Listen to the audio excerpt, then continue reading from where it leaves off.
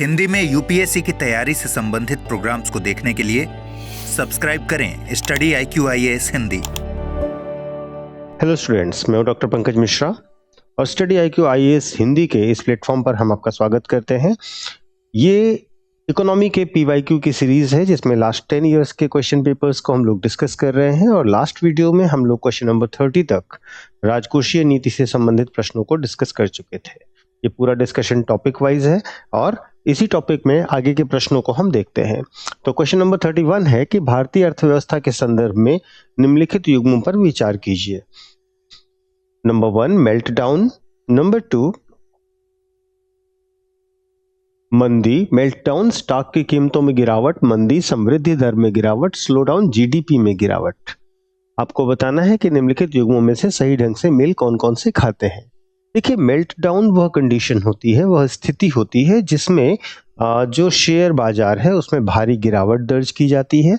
जो शेयर है, परिसंपत्ति के मूल्य हैं, जो स्ट्रेस्ड असेट्स हैं, उन सब की कीमतों में भारी नुकसान होता है, कॉरपोरेट्स का नुकसान होता है और ऐसी स्थिति को हम मेल्टडाउन की स्थिति कहते हैं। तो पहला स्टेटमेंट सही है। सेकंड जो मैच करना है, मंदी समृद्धि दर की गिरावट। देखिए, मंदी जो है वो एक लॉन्ग टर्म स्थिति है। केवल गिरावट होने से ही हम उसे मंदी नहीं मान लेते हैं। कम से कम 6 महीने आमतौर पर माना जाता है कि आपकी अगर GDP रेट लगातार गिरती चली जा रही है तो उसको हम मंदी कहते हैं। इस दौरान आर्थिक गतिविधियां कम होती हैं, आय कम होती है, रोजगार गिरता है, GDP की दर में गिरावट होती है और जब यह चरम पर जाता है तो आप ऋणों की वसूली नहीं कर पाते हैं। तो अगर आप ये कह रहे हैं कि केवल समृद्धि दर में गिरावट है तो यह सही नहीं है। स्लोडाउन GDP की गिरावट, GDP में गिरावट। देखिए, स्लोडाउन वह स्थिति है जहां पर GDP की गति थोड़ी कम जरूर हुई है, लेकिन ये स्लोडाउन भी एक थोड़ी लंबी अवधि में होता है, ये त्वरित नहीं होता है। ठीक है, तो यह भी बिल्कुल सही स्टेटमेंट नहीं है। तो 1 केवल सही है, 2 और 3 गलत है। तो इसमें आप केवल 1 यानी कि A लगाएंगे। अगले प्रश्न पर चलते हैं। सरकार के निम्नलिखित कार्यों पर विचार कीजिए। कर दरों में कटौती, सरकारी खर्च में वृद्धि, अनुदान समाप्त करना। आर्थिक मंदी के संदर्भ में उपर्युक्त में से कौन सी कार्यवाही राजकोषीय प्रोत्साहन पैकेज का हिस्सा मानी जा सकती है। कल भी हम लोगों ने राजकोषीय प्रोत्साहन पैकेज पर बात की थी और राजकोषीय प्रोत्साहन पैकेज में अगर हम देखें तो वास्तव में क्या होता है कि सरकार अपने कर के दरों में कटौती करती है जिससे लोगों के पास धन की जो आगमन है वो थोड़ा ज्यादा होता है और इसके साथ साथ सरकार जो है इस प्रकार की पॉलिसीज बनाती है कि उसके खर्च बढ़ें जिससे मनी का फ्लो मार्केट में बढ़े। तो राजकोषीय प्रोत्साहन की स्थिति वह स्थिति होती है जहां सरकार मंदी से निपटने के लिए और अर्थव्यवस्था को पुनर्जीवित करने के लिए अपने काम करती है। करों में कटौती की जाएगी तो लोगों की निश्चित तौर पर आय बढ़ेगी, उनके पास जो डिस्पोजेबल इनकम है वो बढ़ जाएगी, व्यय योग्य आय उनकी बढ़ जाएगी क्योंकि उन्हें अब कम कर देना है। तो वे निश्चित तौर पर मांग का सृजन करेंगे और आर्थिक गतिविधियों को तेजी से आगे बढ़ाएंगे। तो देखिए, प्रश्न के हिसाब से अगर हम राजकोषीय प्रोत्साहन की बात कर रहे हैं तो कर दरों में कटौती इसका एक कारण, एक तरीका होता है। सरकारी खर्च में वृद्धि इसका दूसरा तरीका होता है। अनुदान समाप्त करना राजकोषीय प्रोत्साहन का हिस्सा नहीं होता है। अनुदान को रेशनलाइज करना, अनुदान को तर्कसंगत बनाना,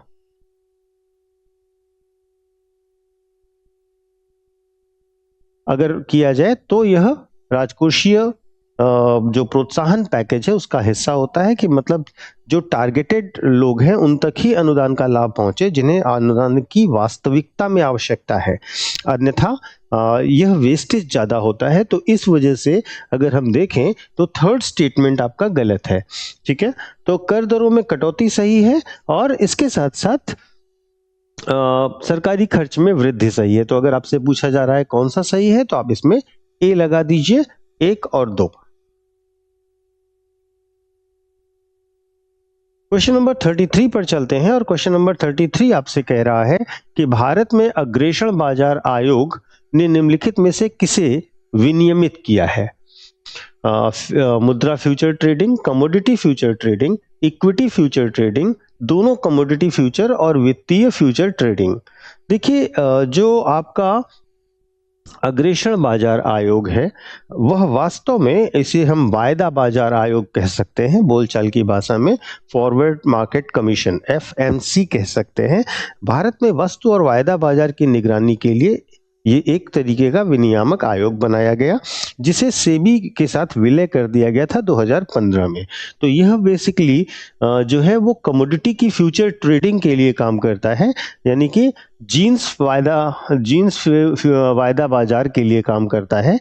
और इसमें वस्तुओं का, जो भौतिक वस्तुएं हैं, उनका भविष्य की तिथियों में खरीद फरोख्त या लेन देन या बिक्री की जाती है। तो इसमें सही जवाब है बी, जिसमें आप कमोडिटी फ्यूचर ट्रेडिंग को लगाएंगे। अगले प्रश्न पर चलते हैं।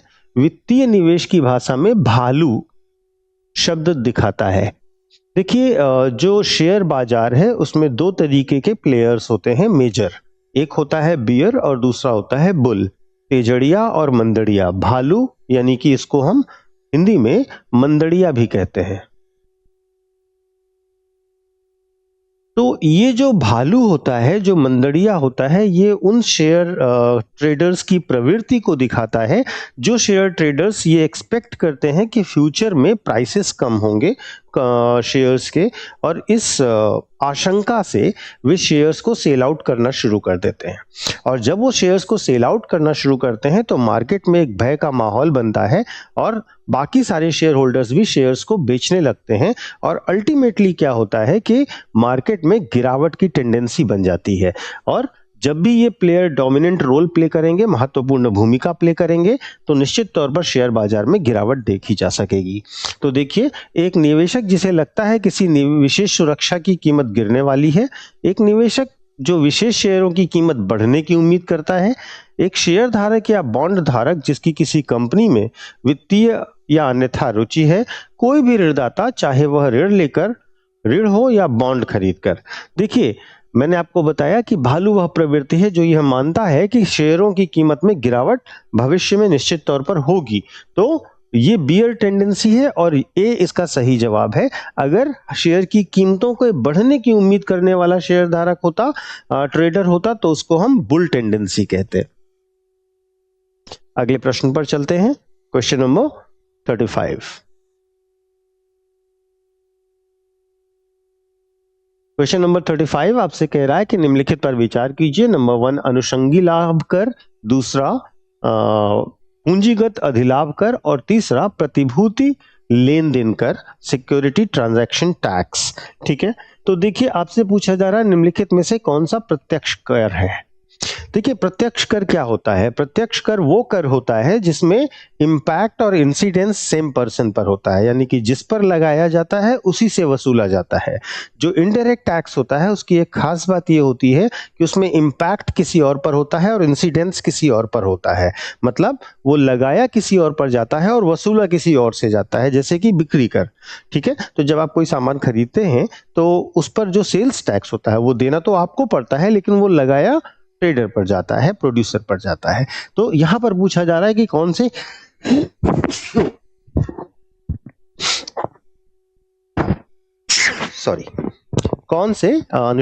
अनुषंगी कौन से प्रत्यक्ष कर हैं?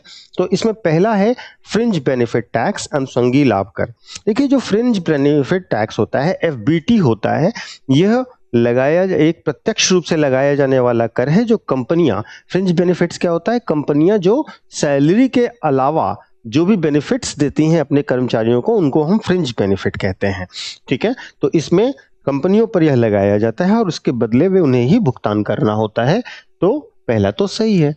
दूसरा, पूंजीगत अधिलाभ कर, पूंजीगत capital gains tax. Capital gains tax भी उसी व्यक्ति को देना होता है जिसे कैपिटल गेन्स हुए हैं। ठीक है, कैपिटल गेन्स मतलब जैसे आप बहुत लंबे समय तक कोई भी पूंजी रोक कर रखें, उसके बाद उस पर जो आप लाभ प्राप्त कर रहे हैं उसके बेचने पर, सेल आउट करने पर, वो जो टैक्स आप देते हैं वो आपको ही देना होता है। और तीसरा, सिक्योरिटी ट्रांजैक्शन टैक्स, STT जो होता है, वह भी उसी व्यक्ति को देना होता है जो इसका लाभ ले रहा होता है, जिसके पास सिक्योरिटी थी और अब वो बेच रहा है। इसमें शॉर्ट टर्म और लॉन्ग टर्म भी होते हैं। ठीक है, तो उससे जो लाभ प्राप्त कर रहा है उस पर जो कर लगाया जाता है उसे सिक्योरिटी ट्रांजैक्शन टैक्स कहा जाता है। ठीक है, तो यह भी प्रत्यक्ष रूप से ही लिया जाने वाला कर है, तो 1, 2, 3 तीनों सही हैं, आप इसमें डी लगा दीजिए। अगले प्रश्न पर चलते हैं। अगला प्रश्न है क्वेश्चन नंबर 36, जो ये कह रहा है कि number 1, Sensex Bombay stock exchange यानी कि बीएसई में उपलब्ध 50 सबसे महत्वपूर्ण कंपनियों के शेयरों पर आधारित है। नंबर 2, सेंसेक्स की गणना के लिए सभी सेंसेक्स शेयरों को आनुपातिक भार दिया जाता है। और नंबर 3, न्यूयॉर्क स्टॉक एक्सचेंज दुनिया का सबसे पुराना स्टॉक एक्सचेंज है। ठीक है, तो देखिए जो सेंसेक्स है, सेंसेक्स बंबई स्टॉक एक्सचेंज का सेंसिटिव इंडेक्स है। ठीक है, जो कि बंबई स्टॉक एक्सचेंज में 30 बड़ी कंपनियां हैं, उन 30 बड़ी कंपनियों का एक भारित इंडेक्स है। ठीक है, तो यहां पर लिखा हुआ है 50, इस वजह से ये स्टेटमेंट गलत हो जाता है, क्योंकि ये 30 सबसे बड़ी कंपनियों का भारित इंडेक्स है सेंसेक्स। दूसरा पॉइंट ये कह रहा है कि सेंसेक्स की गणना के लिए सभी सेंसेक्स शेयरों को आनुपातिक भार दिया जाता है। ठीक है, तो यह स्टेटमेंट भी गलत है। देखिए जो सेंसेक्स की गणना है वो फ्री फ्लोट पूंजीकरण पद्धति के आधार पर की जाती है। कैसे की जाती है? फ्री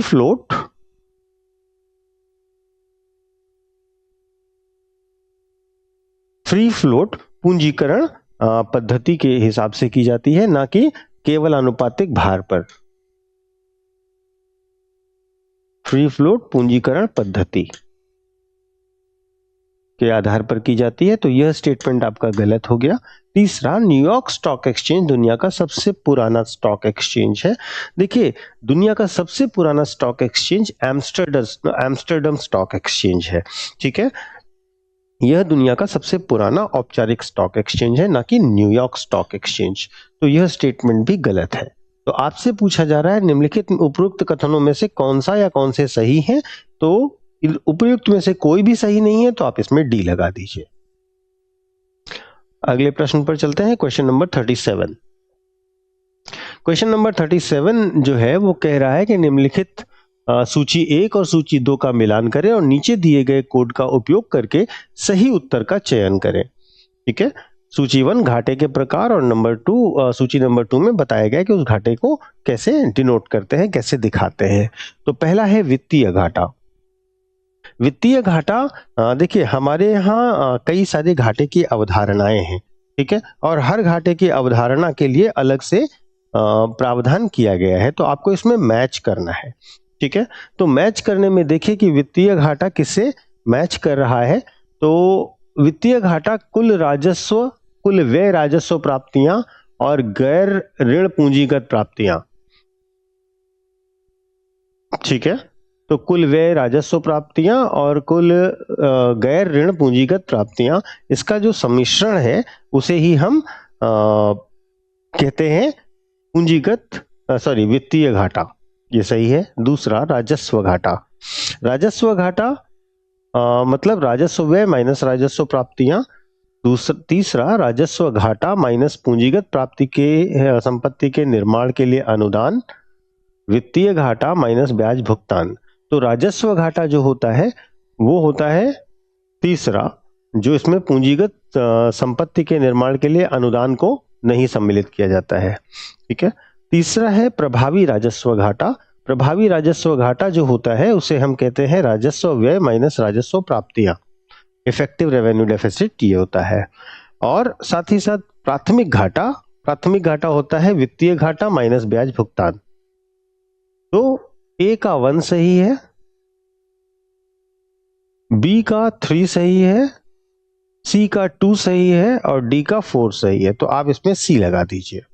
तो इस प्रकार आप देखते हैं कि इन प्रश्नों में अगर आप घाटे की अवधारणाओं को देखें तो घाटे की अवधारणाओं में आपको बजट घाटा देखना होगा, राजस्व घाटा, राजकोषीय घाटा, प्राथमिक घाटा, प्रभावी राजस्व घाटा और मोनेटाइज्ड रेवेन्यू डेफिसिट जो मौद्रिकृत राजकोषीय घाटा है। इतने घाटे की अवधारणाओं को आपको देखना होगा। इसके बाद हम लोग अगले चैप्टर पर चलते हैं और अगला चैप्टर जो है, अगला टॉपिक जो हम लेंगे वो है फॉरेन सेक्टर यानी कि विदेशी क्षेत्र।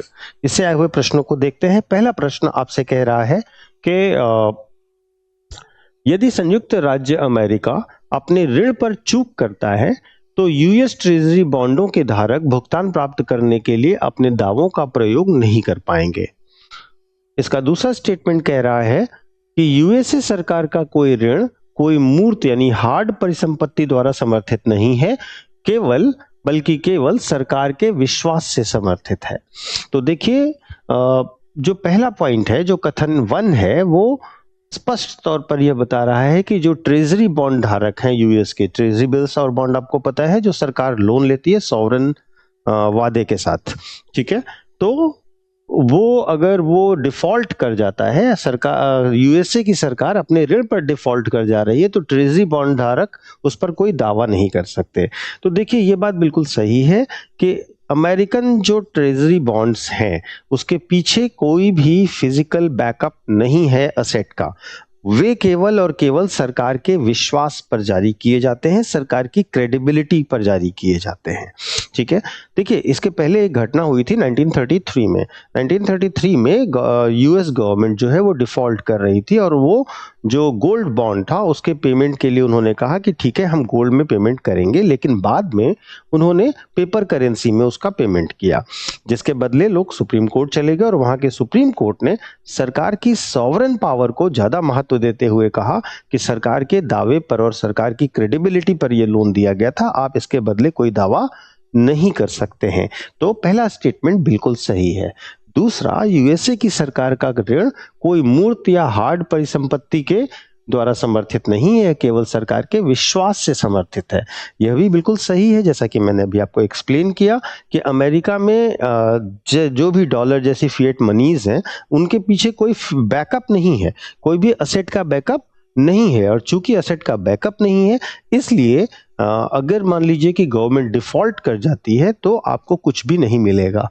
तो दूसरा कथन भी सही है और दूसरा कथन पहले कथन को पूरी तरीके से जस्टिफाई भी कर रहा है। तो आप इसमें ए लगा दीजिए, और ये पिछले वर्ष का पूछा हुआ प्रश्न है, काफी सिंपल प्रश्न था। प्रश्न नंबर 2 पे चलते हैं। प्रश्न नंबर 2 ये कह रहा है कि निम्नलिखित कथनों पर विचार कीजिए। भारत संयुक्त राज्य अमेरिका से सेब आयात नहीं करता है। नंबर 2, भारत में विधि के अनुसार सक्षम प्राधिकारी के अनुमोदन के बिना आनुवांशिक रूप से रूपांतरित खाद्य के आयात पर प्रतिषेध है। ठीक है, तो देखिए भारत से अमेरिका जो है वो सेब आयात करता है।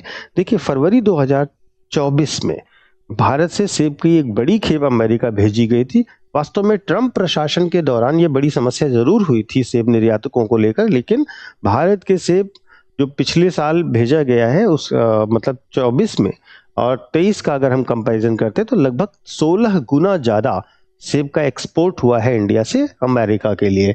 तो आयात नहीं करता है ये कहना तो स्टेटमेंट बिल्कुल गलत है।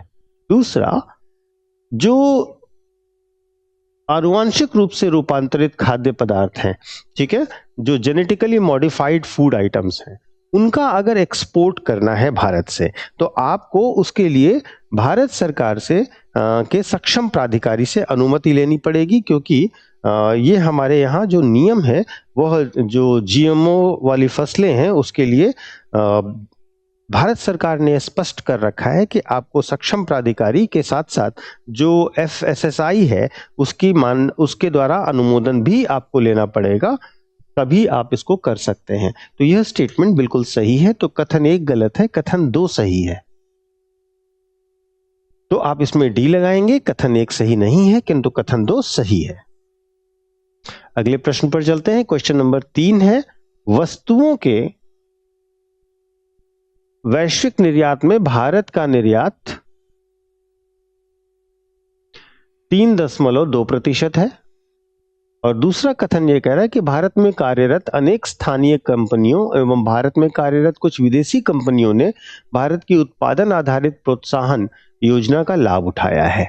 ठीक है, प्रोडक्शन लिंक्ड इंसेंटिव्स का लाभ उठाया है। ठीक है, तो देखिए इस क्वेश्चन में अगर आप देखेंगे तो आप पाएंगे कि यह क्वेश्चन बहुत ही स्पष्ट तौर पर पहली बात यह कह रहा है कि भारत में वस्तुओं का जो निर्यात है वो 3.2% है। तो यह कथन गलत है। ठीक है, अगर हम WTO के आंकड़े देखते हैं तो WTO के आंकड़े ये बताते हैं कि 2018 के बाद भारत का जो वैश्विक वस्तुओं का निर्यात है है ना, उसमें वस्तुओं की वैश्विक साझेदारी जो है उसमें 1.7% है और वैश्विक आयात में 2.6% है। तो अगर हम ये कहते हैं कि निर्यात 3.2% है तो यह स्टेटमेंट गलत है। दूसरा स्टेटमेंट जो कह रहा है कि जो कई सारी लोकल कंपनीज हैं, जो कुछ फॉरेन कंपनीज हैं, उन कंपनियों ने भारत में प्रोडक्शन लिंक इंसेंटिव्स का फायदा उठाया है। तो देखिए, जो प्रोडक्शन लिंक्ड इंसेंटिव्स हैं वो भारत में प्रोडक्शन किए जाने पर दिए जाते हैं। इसमें कुछ क्राइटेरियाज के अंतर्गत जो फॉरेन कंपनीज हैं वे भी लाभ ले सकती हैं और जो स्वदेशी उद्योग है, जो घरेलू उद्योग है, उन्हें तो इसका लाभ मिलता ही है। तो सेकेंड स्टेटमेंट बिल्कुल सही है, पहला गलत है। तो आप इसमें भी डी लगाएंगे और पहला गलत है और दूसरा सही है। क्वेश्चन नंबर 4 पे चलते हैं।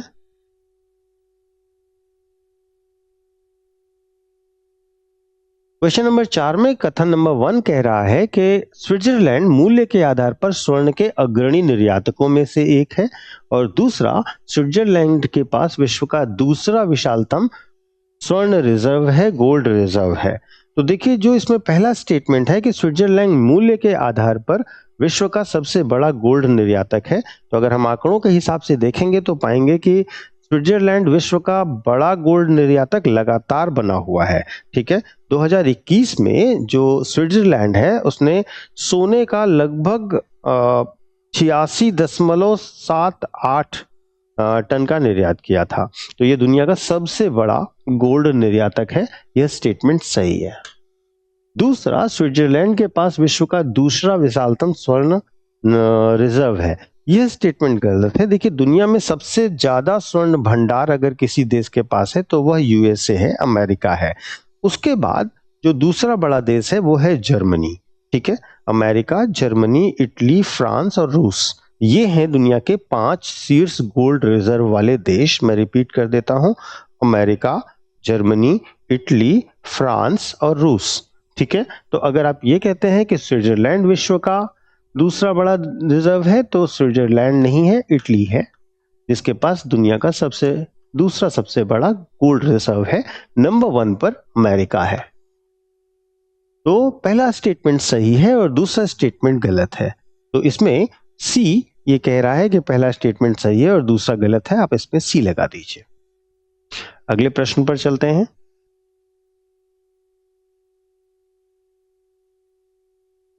निम्नलिखित आधारित संरचना क्षेत्रों पर विचार कीजिए। किफायती आवास, सर्वसाधारण द्रुत परिवहन, स्वास्थ्य देखभाल और पुनर्नवीकरणीय ऊर्जा।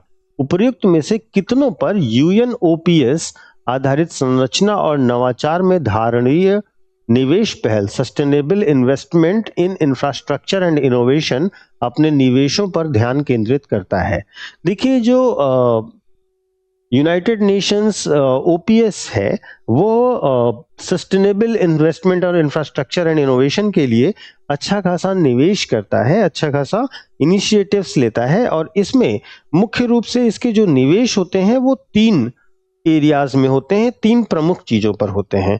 पहला होता है किफायती आवास, जो कि इसमें दिया गया है, और दूसरा होता है आपका नवीकरणीय ऊर्जा, जो भी इसमें दिया गया है, और तीसरा जो बड़ा व्यापक क्षेत्र है वो है स्वास्थ्य बुनियादी ढांचा। तो स्वास्थ्य बुनियादी ढांचा इसमें नहीं दिया गया है। इसमें केवल और केवल स्वास्थ्य संबंधी देखभाल को दिया गया है। और स्वास्थ्य देखभाल अगर हम इंग्लिश में देखेंगे तो इंग्लिश वर्जन में क्या कह रहा है इसको, हाँ, तो स्वास्थ्य संबंधी जो बुनियादी ढांचा है उसको भी हम शामिल कर लेते हैं।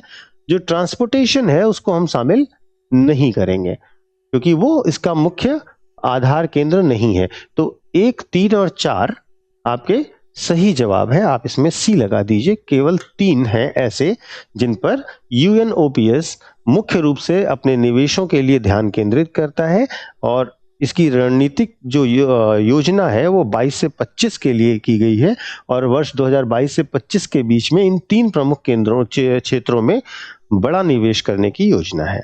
ठीक है, अगले प्रश्न पर चलते हैं।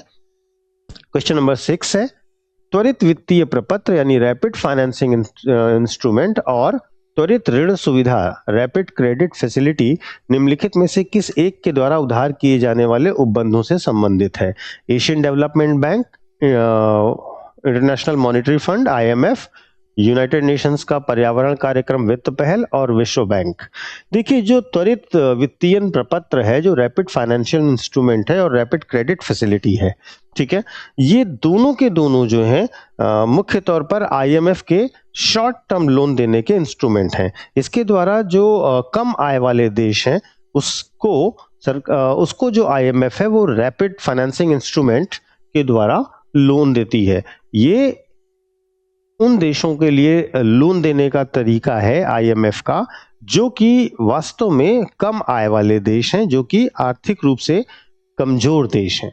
जबकि जो रैपिड क्रेडिट फैसिलिटी है, यह एक उधार सुविधा है जो तुरंत ऋण देती है उन देशों को जिनका भुगतान संतुलन यानी कि बैलेंस ऑफ पेमेंट निगेटिव हो और उन्हें तुरंत मनी की जरूरत हो। तो ये दोनों सुविधाएं इंटरनेशनल मॉनेटरी फंड यानी कि IMF द्वारा दी जाती है। तो इसमें आप बी लगाइएगा। अगले प्रश्न पर चलते हैं, क्वेश्चन नंबर 7। क्वेश्चन नंबर 7 आपसे कह रहा है कि G20 कॉमन फ्रेमवर्क के संबंध में निम्नलिखित कथनों पर विचार कीजिए। यह G20 और उसके साथ पेरिस क्लब द्वारा समर्थित पहल है। नंबर 2, यह आधारणीय ऋण वाले निम्न आय के देशों को सहायता देने की पहल है।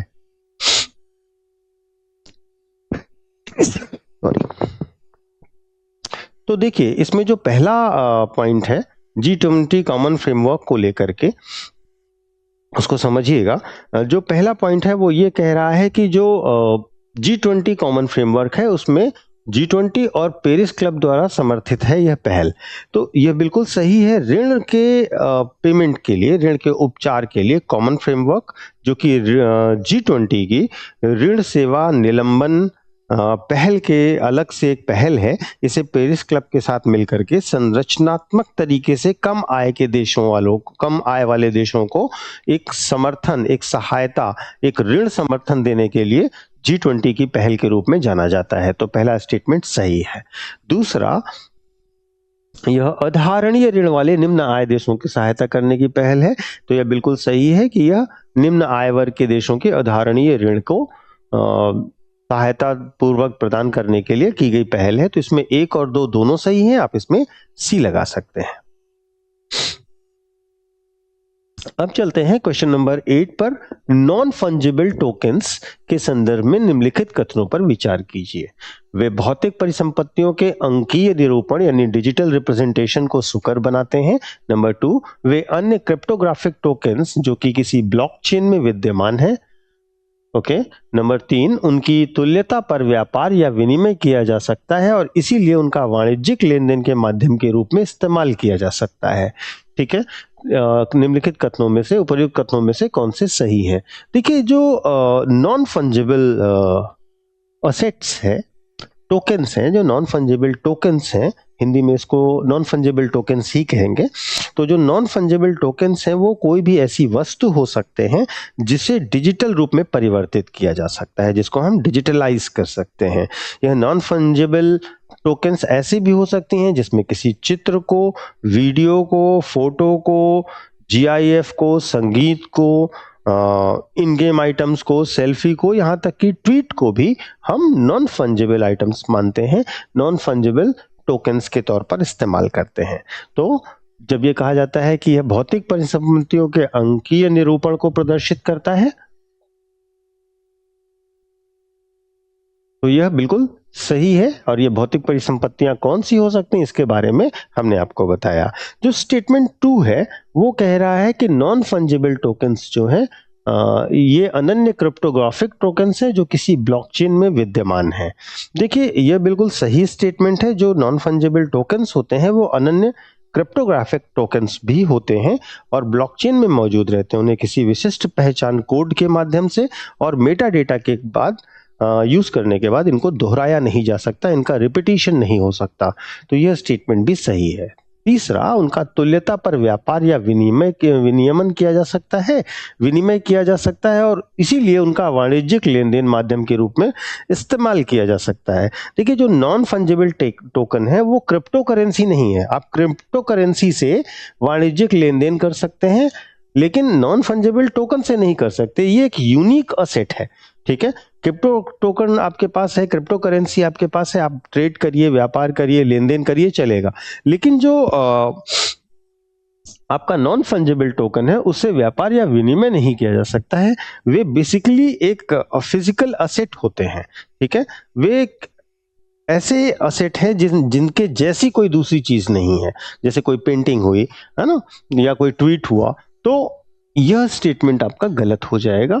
यह स्टेटमेंट अगर क्रिप्टो करेंसी के लिए कहा जाता तो सही होता। तो 1 और 2 सही है, आप इसमें केवल ए लगा दीजिए। क्वेश्चन नंबर 9 पर चलते हैं, और क्वेश्चन नंबर 9 आपसे कह रहा है रिजर्व ट्रांस या स्वर्ण ट्रांस क्या दिखाता है।